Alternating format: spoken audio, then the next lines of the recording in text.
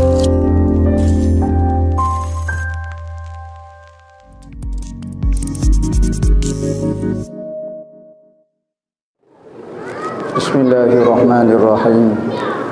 Alhamdulillahi rabbil alamin wassalatu wassalamu ala asyrafil anbiya'i wal mursalin sayyidina Muhammadin wa ala alihi wa sahbihi ajma'in. Qala rabbi shrah li sadri wa yassir li amri wa hlul 'uqdatam min lisani yafqahu qawli. Subhanaka la ilma lana illa ma 'allamtana innaka antal alimul hakim wa la haula wa la quwwata illa billahil aliyyil azim.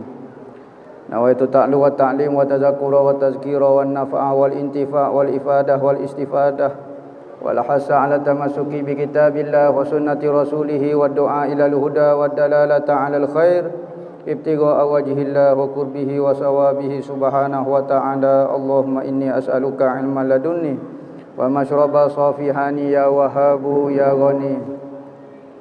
Amma ba'du, assalamualaikum warahmatullahi wabarakatuh. Jadi segala puji bagi Allah Subhanahu wa taala kerana hidayah taufik daripada Allah. Nikmat yang tidak pernah putus-putus yang kita rasai sama ada kita sedar ataupun tidak sedar. Dah bertahun-tahun Allah Taala memelihara diri kita, menjaga diri kita. Sehinggalah masa dan ketika hampir kita masuk kepada bulan Ramadan. Bulan yang mana Allah Taala muliakan, nabi-nabi muliakan. Maka sebagai pengikut yang setia kepada Allah dan Nabi Muhammad, maka tentu sekali kita akan memuliakan benda yang dimuliakan oleh Nabi dan Allah Subhanahu wa taala. Maka cara memuliakan bulan Ramadan tidak lain tidak bukan adalah mengejar buat pahala sebanyak mungkin. Itulah maksud nak memuliakan bulan Ramadan. Bukanlah muliakan bulan Ramadan itu dengan kita bersenang-senang, beli lasir, beli kakah ni, beli buat kuih sungguh-sungguh. Tu bukan persiapan Ramadan. Tu bukan menghormati Ramadan. Menghormati Ramadan, tetamu yang datang kepada kita, kita sambut dan kita layan Ramadan dengan malamnya kita isikan dengan tahajud. Malam tengah hari kita baca Al-Quran. Kita belajar semaya duha dalam bulan puasa, kita belajar tahajud, kita belajar semaya witir. Kita belajar baca Quran. Itu merupakan cara nak hormat bulan Ramadan. Mudah-mudahan bulan Ramadan yang hadir pada tahun ini merasa dihargai oleh kita. Jangan jadikan bulan Ramadan sebagaimana tahun-tahun lepas, dia sentiasa hadir, setia dia dengan perintah Allah Subhanahu wa taala, tetapi kadang-kadang mari ke rumah orang, mari bertamu dengan kita, tetapi kita tidak layan. Itu adalah satu kesilapan kita. Dan kita berharap kesilapan yang lepas Allah Ta'ala maaf belaka-laka. Dan Allah Ta'ala berikan kepada kita peluang lagi untuk hidup di bulan Ramadan. Kerana kelebihan bulan Ramadan itu Nabi Muhammad bersungguh-sungguh di dalam ta'at dia. Nabi Muhammad ni orang kuat ta'at. Tetapi apabila masuk bulan Ramadan, dia semakin bersungguh-sungguh di dalam melakukan ta'at. Maka manusia ni boleh kita buat satu keadaan, satu masa, satu tempat tu beribadat lebih berbanding dengan waktu-waktu lain.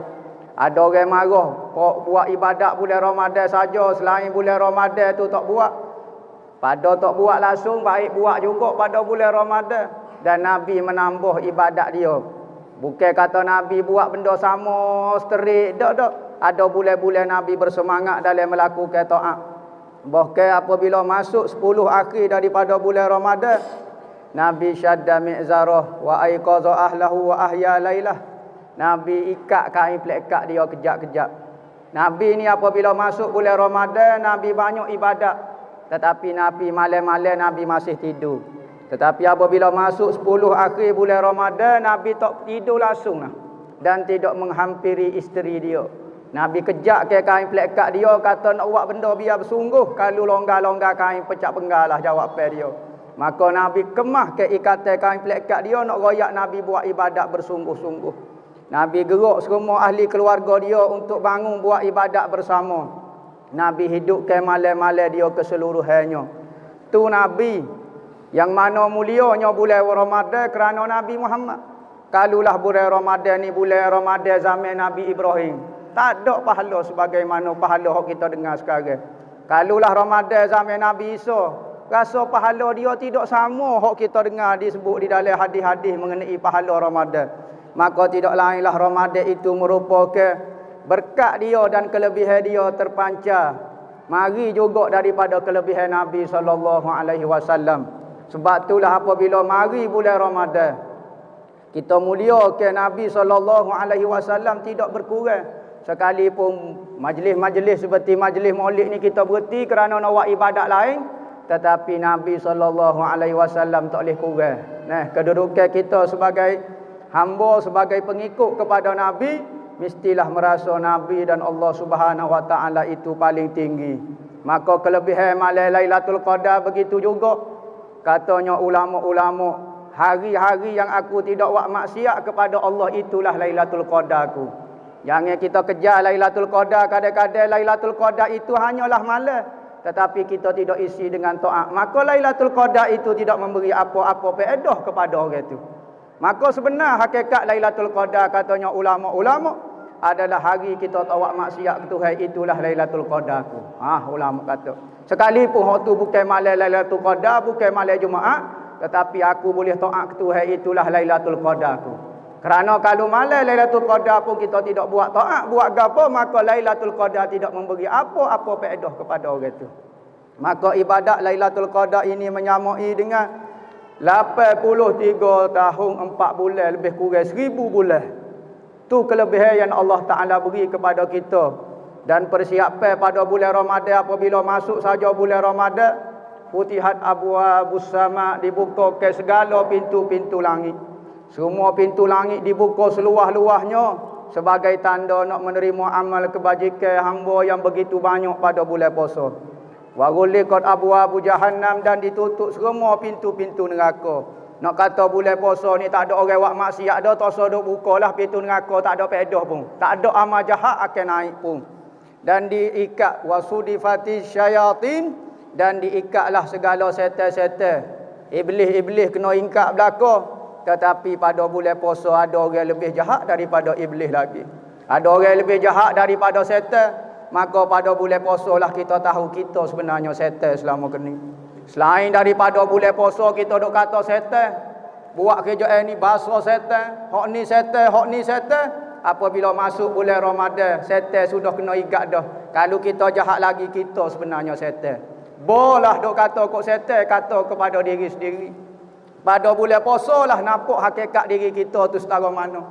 Kalau selain daripada bulan puasa ada orang buat alasan ni setan, ni setan. Tetapi apabila dah diikat setan, maka nampaklah diri kita sebenarnya. Nabi kata, a'da aduwika nafsuka allati baina jambaika. Sejahat-jahat musuh kamu adalah diri jahatmu sendiri yang berada di tengah lambunglah kamu. Setan ni orang luar, dia duduk luar. Dia hanya boleh menggoda kita, ajak-ajak, tapi dia tak boleh buat guano. Lo ni dia ajak misalnya tak sogilah maulidnya, tak sogi pergi pak lain.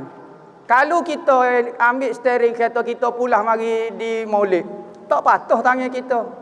Tetapi setan hanya boleh royak saja, tak sogi, tak sogi. Ya kita tak pergi sungguh bedoh apa? Salah halik kita sebenarnya.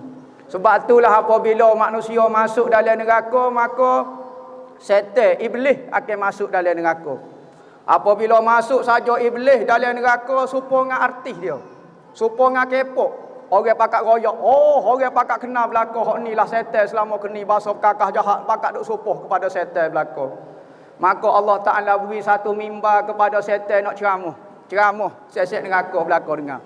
Maka dengarlah ahli neraka hak duk marah kok setan jahat, setan gini, maka setan pun, iblis pun akan bercakap. Dia kata, wahai ahli neraka, mu duk kata aku jahat, aku tak buat gapo dia kok mu. Aku hanya menghasut, menggoda saja. Tetapi hok buat mung sebenarnya. Kadang-kadang tanya aku kena igat pun kata aku lagi. Boleh-boleh puasa aku tak ada dah, tiba-tiba mu kata kat aku lagi. Sebenarnya dirimu jahat, mu duk kata kat aku jahat. Senyap habis ahli neraka. Baru dia sedar selama keni dia jahat bukan setan. Setan tu buat kerja dia dah. Moga dia ada kebaikan dengan kejahatan. Ya bukan kejahatan tu jahat, hak tu memang spesies dia lagu tu dah. Kita hak jadi jahat tu kerana kita pilih dia. Wa hadainahun najdain, Allah Taala beri hidayah kepada hati di dua jalan. Benda baik qad aflaha man zakkaha wa qad khaba man dassaha. kebaikan itu apabila kita bersihkan hati dengan melakukan taat. Dan jahatlah, celakalah orang yang mengotori hati dia dengan memilih kejahatan. Maka kita berharap bulan puasa pada tahun ini dapat kita menambahkan amal ibadat kepada Allah. Dan kita nak tahu amal ini amal ibadat kau tidak, pahala payah kita nak royak. Pahala gini, tak ada orang nampak lagi pahala. Pahala mari molek, pahala goni, orang tak tahu lagi. Maka lagu mana kita nak tahu pahala ni gapo? Setiap benda yang kita rasa dekat dengan Tuhan itu pahala.